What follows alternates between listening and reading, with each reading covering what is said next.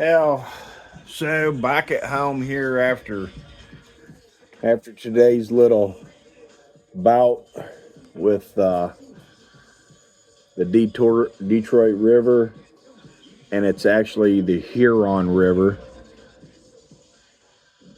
Um, Not a great day, but not a terrible day by any means. Um, kind of wanted to talk a little bit about what we endured out there. It about 2 to 3 footers. Um, and it was definitely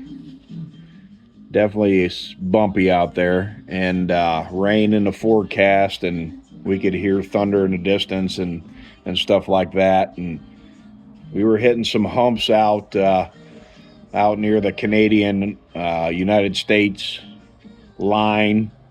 Um, if you're going out there, the line there right at the mouth of the river where it empties into Lake Erie. There's dumping grounds out there. Um, use your electronics, which is what we did.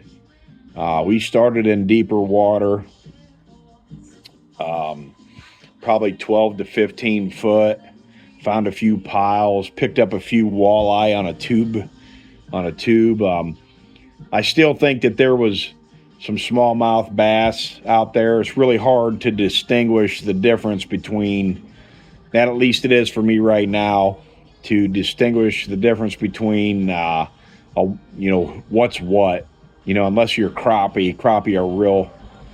They're piled up right side by side. You can actually see the difference. The largemouth are spread out. So crappie are like all real close to each other in a big ball, where the bass will be lined up, on different water elevations and scattered a little bit more horizontally. I can tell that, but when there's not that many of them, you just don't know for sure. At least I don't yet. Going to take a little time to get better at reading that part, but anyway, we grounded out there for a little while, end up moving up into some shallower water. I would say it's probably primarily 10 foot with a bunch of dumping ground debris, piles of rock, and fish that. It can be tough fishing when you're doing that kind of thing, especially in chop and wind and everything else like that. You gotta have the right setup. Let's Speaking of that, let's actually go over and talk about it.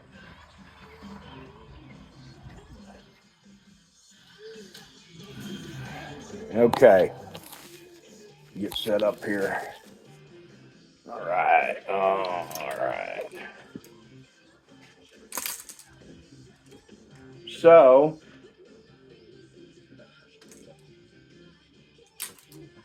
this would be a spinning reel. I think most of you know that. This is made by U-Call. It's a newer company out of Texas. I got this down in Tennessee at the Bassmasters Classic. The rod I did. Anyhow, it's a 7 foot, 1 inch, medium heavy. I'm sorry. 7 foot, 1 inch, medium light. You can throw anything from 1/8 ounce to 1/2 ounce on it, and 4 to 12 pound. Now what I got on this, and then I have a Shimano spin cast reel. So, and this is freaking awesome. I can't believe how light this is. I mean, and sensitivity is through the roof. So U-Call's done a real nice job with their lures, or excuse me, their They're rods.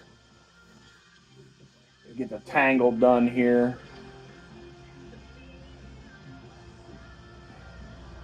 Okay, so I have some braided line, colored braided line, for fluorescent colored braided line. That helps me a lot. I'm getting older and I can see what's going on with the line. If the line's jumping into water, that's why I'm going to colored. I'm just kind of learned that being down in Alabama. And then got it tipped with some fluorocarbon.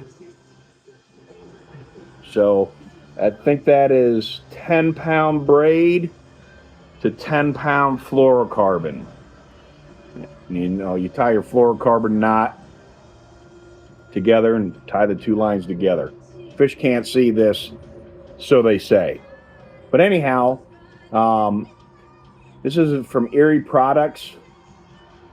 It's a tube bait.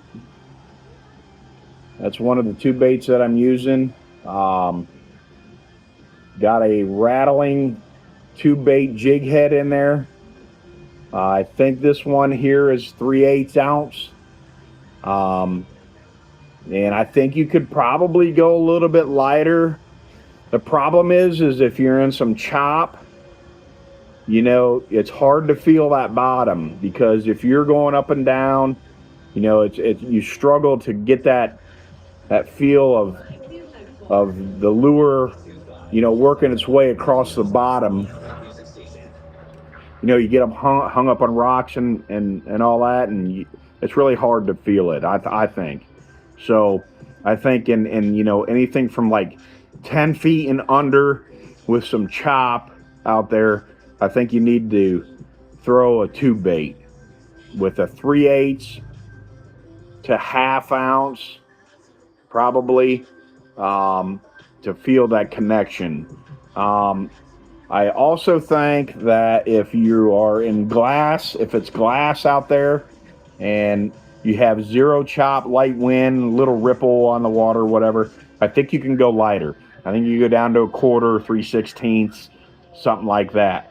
So where I'm getting these tube baits, they actually have well, this one doesn't have it. The other one that I'm throwing, though,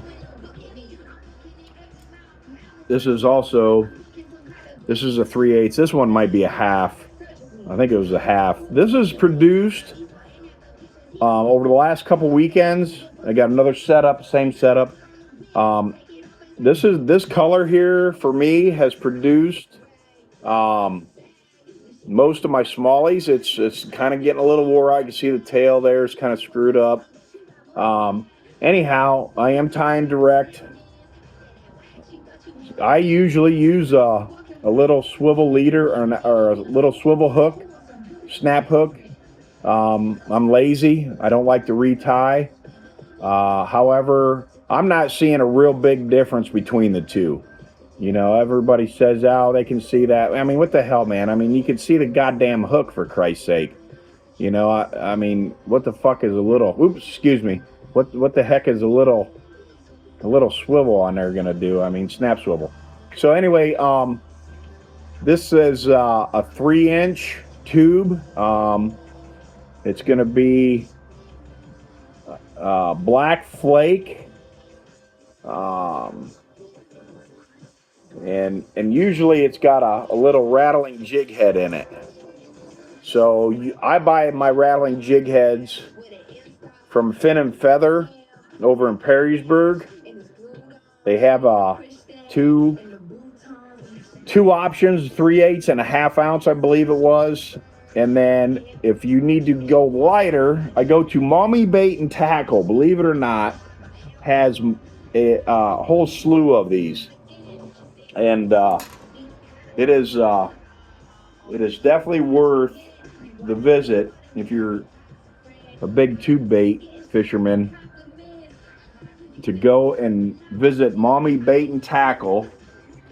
Of course, I'm from Mommy, but support your local tackle, right? But anyhow, they have they have those two baits with the excuse me, they have the two bait jig heads with the rattlers in them, and those definitely are making a difference. Green pumpkin color. I've been throwing the gold and purple flake and green pumpkin. Man, I mean, Mark Zona, I've watched the crap out of Mark Zona over the years, over the last couple years, and he swears by that color, a coffee tube with green and purple flake, and man, I just have not had the the success that that I'm seeing on that. I've seen him do with that. Not to say though that it's not the right color. I'm gonna let y'all in on a little secret.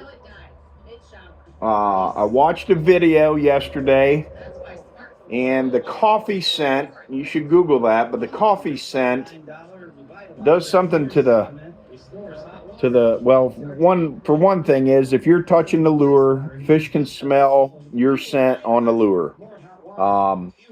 How much of that really means something, I don't know.